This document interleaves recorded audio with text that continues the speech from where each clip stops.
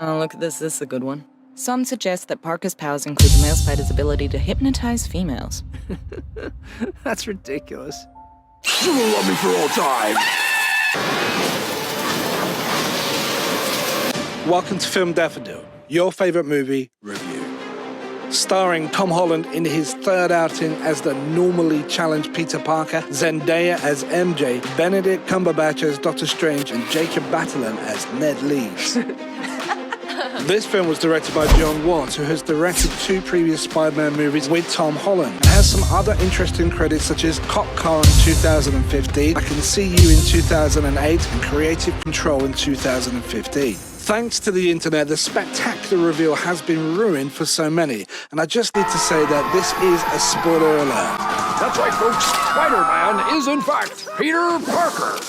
Also making news tonight, Doctor Strange is Doctor Strange. Spider-Man 2 was released on the 16th of July 2004 in the UK cinemas and is arguably the best Spider-Man movie ever made. A masterpiece of action, story and web slinging, which featured Alfred Molina as Dr. Octavius. Sam Raimi directed in this second installment of the franchise, who had previously been known for a range of horror films including Drag Me to Hell in 2009, Evil Dead in 2013, Army of Darkness in 1992, and also Spider-Man 3, probably the most confused and busy installment to date.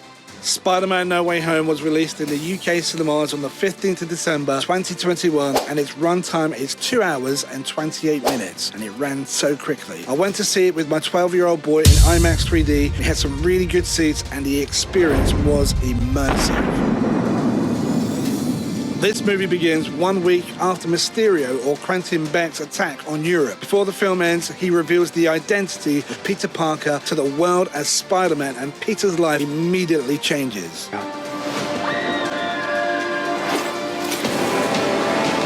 Peter Parker and MJ have to run away from the public and hide in Peter's apartment with Happy and Aunt May. However, it's too late. The world news knows his identity and helicopters are flying outside. The Department of Damage Control interrogate Peter, MJ, Ned, Aunt May, but eventually place the responsibility on Happy, and Peter is cleared with the help of Matt Murdock, Daredevil. But such a shame that Netflix cancelled this show, which was one of the most interesting dark explorations of the character. However, we're treated with a cameo role here. Does any part of you feel relieved about all this? What do you mean? Now that everybody knows you don't really have to hide, cheat, steal, or lie to people. But this isn't about me. This is hurting a lot of people. I love being famous. This is the best thing that's ever happened to me. This publicity has saved me from charity work. I've dropped the non and I'm just making profit. I've just been thinking about how to fix all of this. Can Winnie the Pooh somehow fix all of this? After exploring all the options, Peter feels that he has no choice but to consult Doctor Strange in the Sanctum Sanctorum. Wong warns Doctor Strange that he shouldn't mess with time. However, Strange strangely ignores him.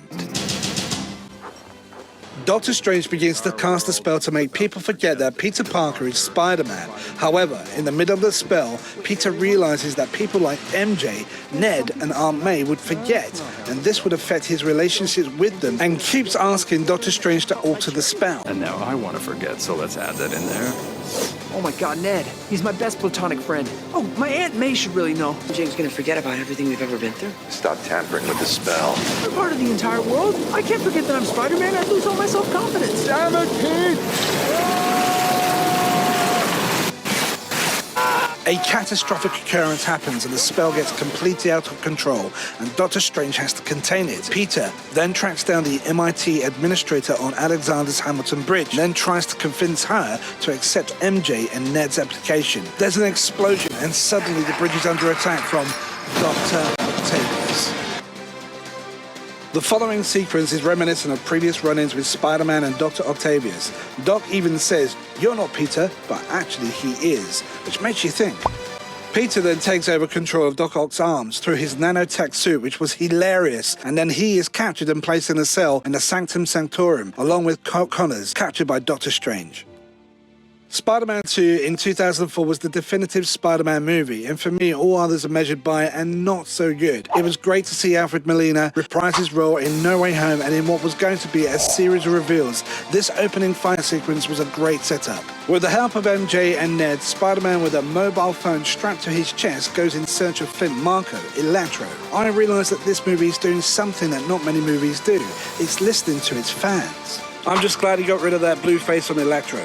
The Amazing Spider-Man 2's battle sequence with Electro was widely criticised for being a bit Scooby-Doo this crap. Yet again, we see Electro and Spider-Man surrounded by pylons, and yet this sequence kind of corrects the previous movie's mistakes. I think this is a theme. Oh, all this is kind of your mess. I know a couple of magic words myself, starting with the word please. Please, Scooby-Doo this crap. That is the worst line in the movie. William Dafoe reprises his role, which we haven't seen for about 20 years, as Norman Osborn is found attending the F.E.A.S.T building looking for help.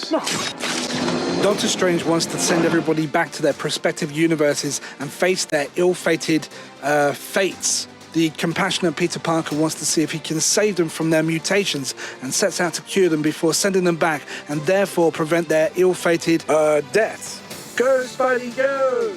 Interestingly, Peter confines Doctor Strange in the mirror dimension through a fight that involves geometry. Spider gets the better of Doctor Strange and releases the captured baddies. First, there are an infinite number of people who know Peter Parker is Spider-Man. And if that spell gets loose, they're all coming here. Look, I know, I get it, but we can't just send them home to die.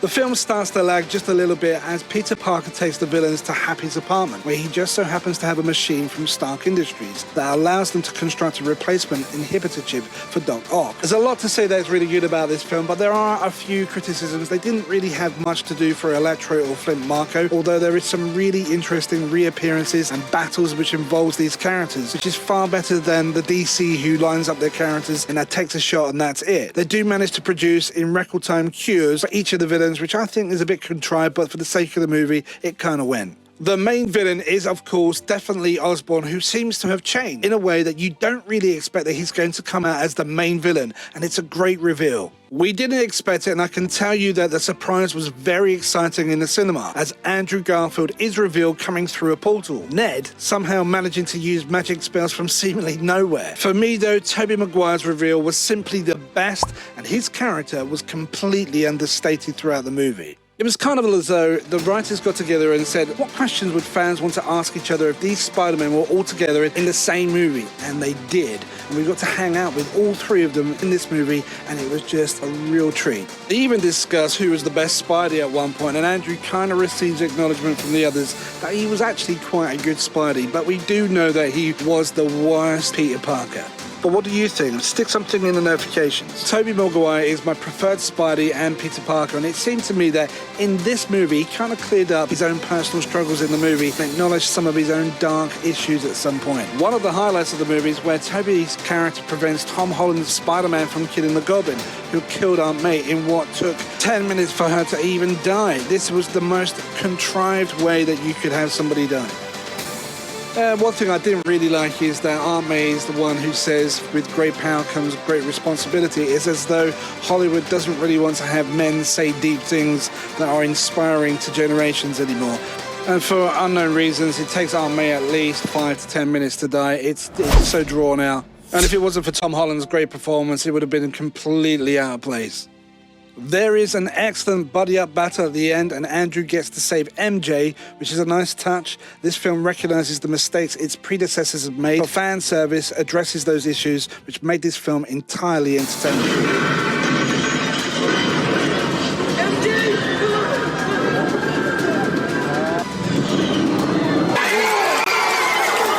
Great climatic end to the movie, which is a lot of fun, and the film is left with Tom Holland having to accept that to undo the damage, everyone has to forget that he is Spider-Man.